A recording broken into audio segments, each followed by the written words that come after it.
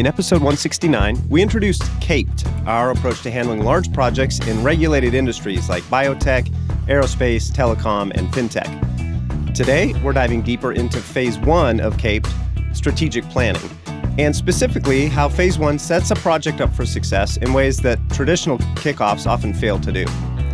A typical project kickoff aligns people on goals, reviews documentation, and lays out a plan, and that's fine, but here's the problem. Traditional kickoffs assume predictability, when in reality, large projects are full of complexity.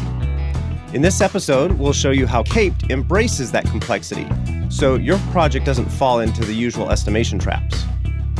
Before we dive in, if you haven't watched our CAPED overview, check that out first and visit humanizingwork.com/CAPED to learn more. Also, a quick reminder, this show is a free resource sponsored by Humanizing Work, where we help organizations improve leadership, product management, and collaboration. If you're watching on YouTube, subscribe, like, and drop us a comment. If you're listening to the podcast, a 5-star review helps others discover the show. Thanks for supporting us.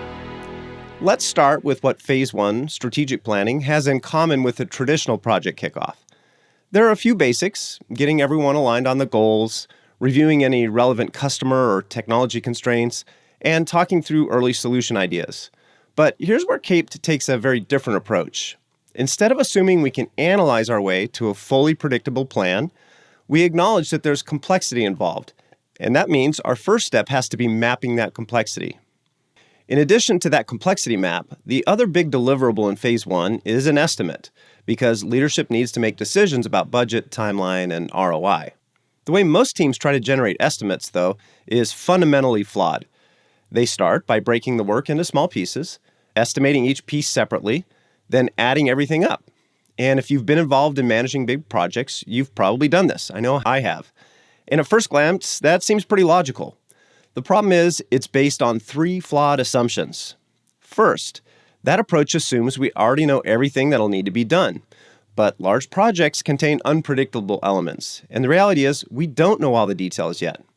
Second, even if we had all of the right pieces identified, we tend to underestimate how long each one will take. This is something called optimism bias, which causes us to default to the best-case scenario when we estimate.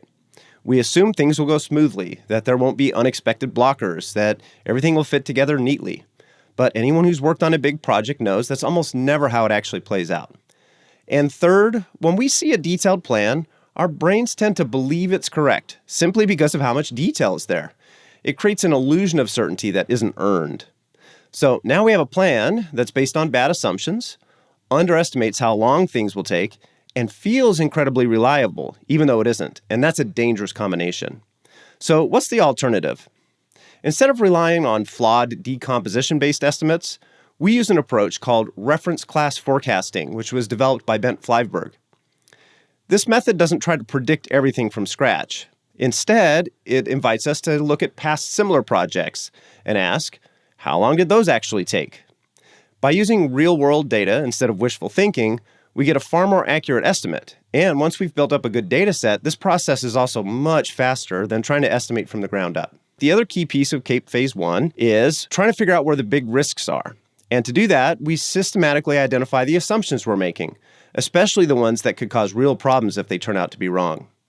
When we're working with clients, we use 6 categories to brainstorm this. We look at our assumptions about the customer's outcomes, about customer pains and frustration, and their willingness to pay for a solution. So 3 customer-based assumptions. Then we also examine assumptions about whether our solution will actually deliver on those customer outcomes and reduce their pains, our ability to deliver it, technically and organizationally, and whether we can do that profitably. So 3 really that are about us on our end, our solution, our ability to deliver, and whether we can build a business case around it. From there, we sort those assumptions by how important they are, meaning if we're wrong about that assumption, how big of a problem does that create for the success of our initiative? That's on the y-axis, up and down. Then on the x-axis, left to right, how much evidence do we have to support that assumption, from a lot of evidence to no evidence? Then the ones that end up in the upper right corner, the ones that are high risk and low evidence, become our focus.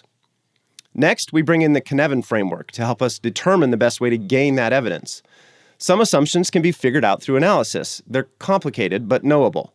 Others are complex, meaning the only way to validate the assumption is through experimentation and learning. And this is especially true for anything related to customer assumptions and customer behavior. To wrap up, CAPED Phase 1 strategic planning does two big things. First, it replaces unreliable, decomposition-based estimates with reference class forecasting, which is backed by real-world data. Second, it systematically identifies and prioritizes the assumptions we need to test, so we don't discover that our plan is untenable late in the project.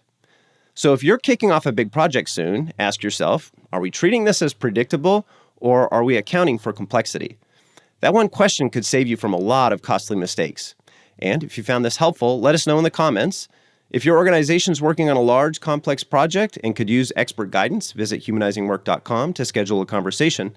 Thanks for watching. In the next episode, we'll break down how CAPED Phase 2, active planning, takes a cue from great animation studios and architects, bringing agile iteration into the planning stage of a big initiative. See you then.